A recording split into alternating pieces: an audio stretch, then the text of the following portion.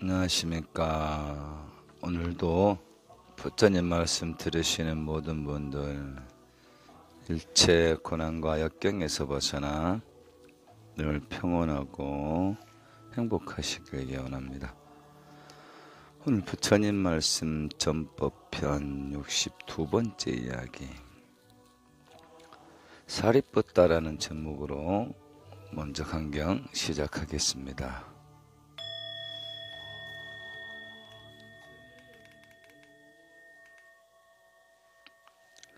부처님께서 사와띠 기원정사에 계실 때 부처님과 사리뿌따를 비롯한 상수 제자들이 그의 여름한 것 동안 기원정사에서 함께 보내게 됩니다. 석 달간의 안거가 끝나자 사리뿌따가 옷과 바루를 챙긴 뒤에 부처님께 여쭙니다. 세련이시여, 저는 세존님을 모시고 사와띠에서의 안거를 무사히 마쳤나이다. 이제 중생들이 사는 세상으로 행각을 떠나고자 합니다. 부처님께서 말씀하셨다. 사리뿌따여, 너가 가고 싶은 대로 하라. 이제 중생들 속으로 들어가 아직 제도되지 않은 사람들을 제도하고 아직 해탈하지 못한 사람들을 해탈하며 아직 열반을 얻지 못한 사람들에게 열반을 얻게 하라. 사리뿌따여, 이제 내가 가고 싶은 곳으로 가서 많은 중생들의 이익을 위해 교화하라. 중화암경에 나와 있는 구절이었습니다. 안거, 우리나라 이제 동안거, 하안거, 이 안거가 부처님 시대 때 그 유래가 시작되는데요. 원래 인도에서는 그 비가 상당히 여름에 많이 옵니다. 그래서 그때는 다니기가 힘들어요. 다니기가 힘들고 또 살생의 확률도 많아지기 때문에 일정한 거처에서 머무르면서 이렇게 집중 수행하는 그 안거가 이렇게 동북아로 넘으면서 한참 더울 때 100일, 그 다음에 한참 추울 때 100일, 이렇게 1년에 2번씩은 움직이지 않고 일정한 처소에서 모여서 집중 수행하는 걸 안거 제도라고 합니다. 그래서 제가 아는 곳은 공부하는 수행자들이 100일 동안 하기가 어렵잖아요. 그래서 각 안거 때 시작 일주일과 마지막 일주일을 함께 스님들하고 똑같은 삶으로 시스템 짜갖고 정진하는 시스템을 갖고 있었던 제에서 한번 살았는데, 내가 나중에 기회 되면 저 시스템은 꼭 도입해서 해야 되겠다라는 그런 생각이 들더라고요. 그래서 우리가 한번 전문 수행자처럼 그 시스템을 딱 3시에 일어나서 9시에 자는 동안에 정확하게 참선하고, 그 다음에 포행하고, 그 다음에 울력하고, 공양하고, 단 3일만 해도 충분히 그 수승한 맛을 느끼게 됩니다. 근데 일주일만 하면 정말로 가히 더할 나위 없는 안락함을 맛보게 되죠. 그래서 그날이 올 때까지 쉬지 않고 달려보겠습니다. 다음 2가지 보시의 종류라는 제목으로 한번 읽어보겠습니다. 부처님께서 기원정사에 계실 때 제자들에게 말씀하셨다. 세상에는 2 종류의 보시가 있다. 하나는 법으로 널리 베푸는 것이요, 또 하나는 제물로서 널리 베푸는 것이다. 모든 베품 가운데서 참으로 훌륭한 베품은 법을 널리 전하는 일이니 항상 법보시에 힘쓰도록 하라.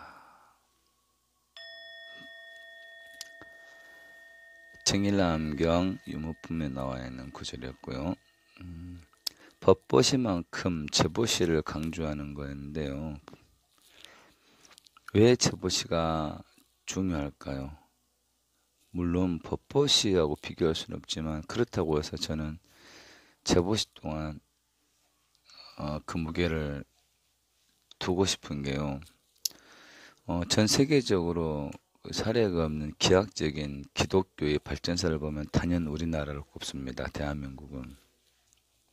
대한민국이 어떻게 기독교가 빠른 시간 내에 이렇게 완벽하게 전체를 장악할 수 있었을까? 그것은 단연코 우리나라가 피폐하고 궁핍할 때 그때 타이밍을 제대로 치고 들어왔습니다. 예.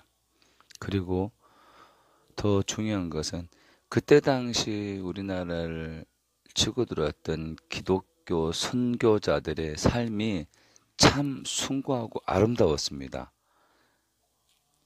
우리나라에게 기독교를 선포한 기독교 선교자들은 지금의 기독교와는 차원이 다른 정말 아름다운 종교였습니다. 예.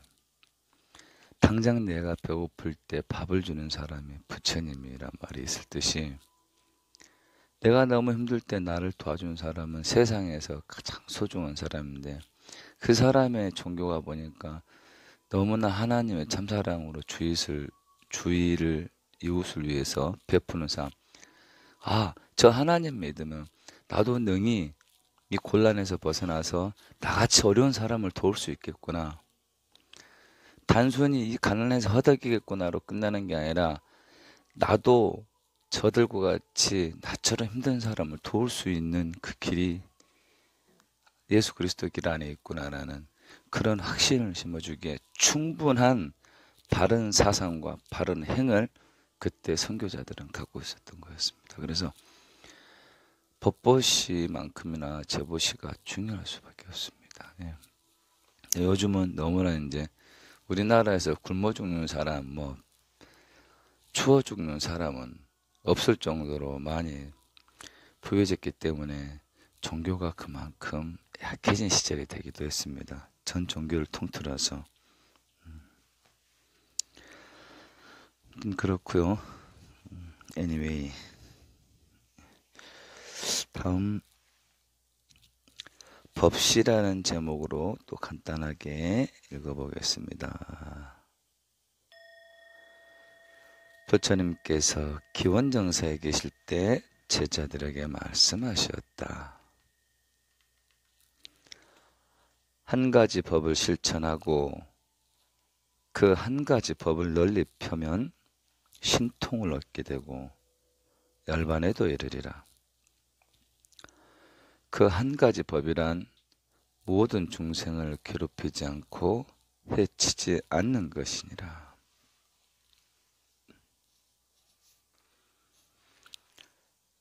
부처님은 개성으로 말씀하셨다.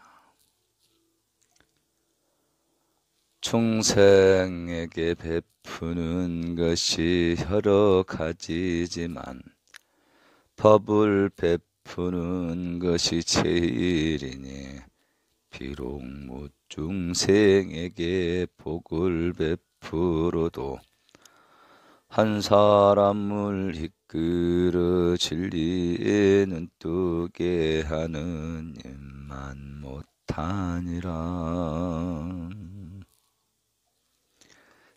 증일암경 제4호시품에 나와 있는 구절이었고요. 계속 연이어서 법보시, 법시의 중요성에 관한 얘기입니다. 한 사람을 이끌어 진리에 눈뜨게 한다라는 것은 무중생에게 여러 중생들에게 복을 베푸는 것보다도 단연 중요하다는 말. 어떻게 설명할 필요가 없겠죠. 예. 단 한 사람만 진리의 눈을 뜬다면 아마 주위에 1만 명 이상 사람들을 행복해 할 수 있는 그런 힘이 그 진리에 눈뜬 사람에게 있을 거라고 생각하니까요. 그래서 우리가 매일 발언문 읽잖아요. 이산해연 선생 발언문 읽는데 내 모양을 보는 이나 내 이름을 듣는 이는 모두 삼독을 여의고 행복해지길 바란다는 이고등락할 수 있는 그 인연을 심어주는 그런 행위가 되게 해달라고, 그런 수행자 되게 해달라고 이렇게 발언하는 부분이 늘 읽을 때마다 와닿는데요.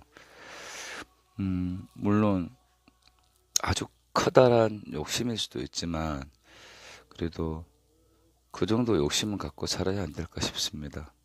예.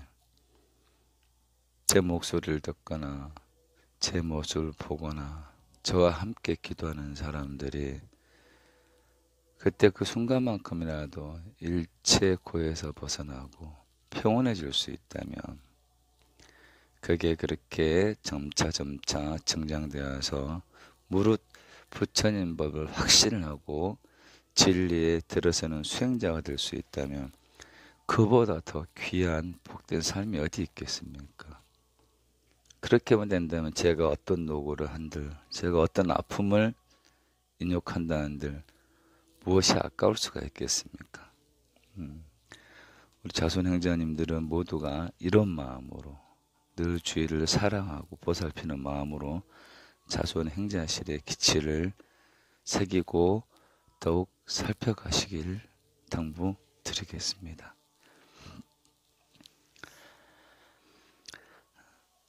훌륭한 베품이라는 구절, 짧은 구절 한 구절 더 읽겠습니다. 부처님께서 기원정사에 계실 때 제자들에게 말씀하셨다. 가장 훌륭한 보시는 법으로 베푸는 법시이다. 가장 훌륭한 말은 사람이 듣고자 하는 때를 맞추어 법을 설하는 것이다. 남들에게 가장 훌륭하게 이익을 주는 일은 믿지 않는 사람을 믿도록 하여 믿음을 세우게 하고 계행을 갖고자 하는 사람에게는 청정한 계율로 이끌어드리고 인색한 사람에게는 베품을 가르치고 삿된 지혜를 가진 사람을 올바른 지혜로 이끌어드리는 것이다. 자바암경 668경에 나와 있습니다. 법보시의 은혜로움을 조금 구체적으로 설명했는데요. 법보시에서 가장 훌륭한 말은, 훌륭한 보시는 법시이고 가장 훌륭한 말은 사람들이 듣고자 하는 때를 맞추어 법을 설하는 것이다. 우리가 법을 통해서 공부하고 기도하고 생활할 때 무릇 감당할 수 없는 행복감이 오릅니다. 그래서 막 누군가한테 막 전해주고 싶은 그런 마음이 막 이렇게 나올 때가 있습니다.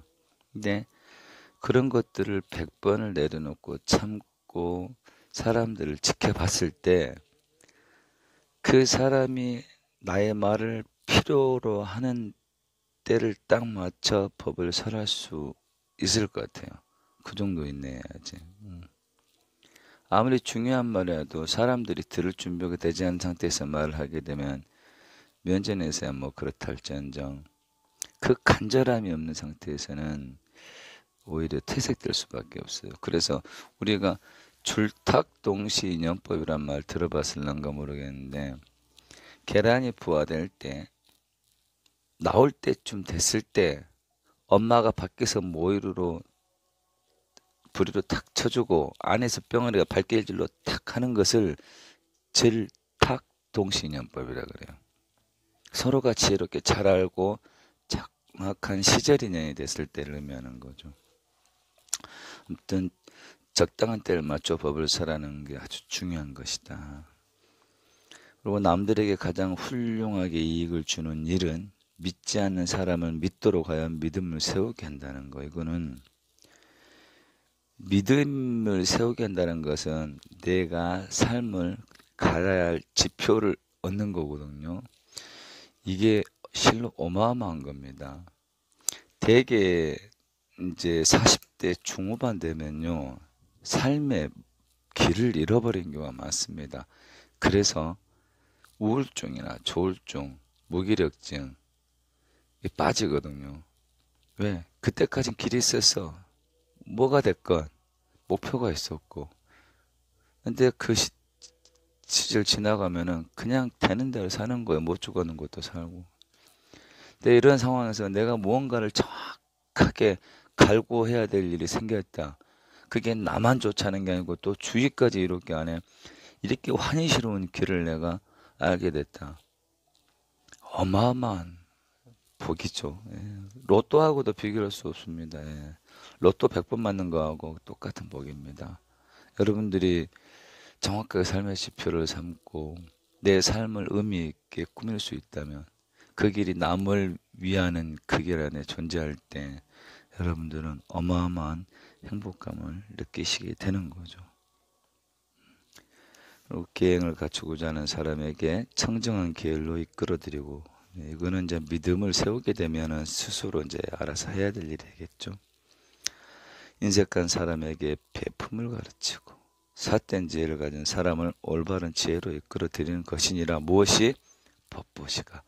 법보시래 놓으면 이게 이렇게 되게 돼 있기 때문에 그만큼 훌륭하다는 것이죠. 예. 법보시 아끼지 마시고요. 예. 너무 조심하지도 마시고 짧은 말 한마디라도. 성안내는 그 얼굴이 참다운 공양구요. 부드러운 말 한마디 미묘한 양이로다. 나무아미 타무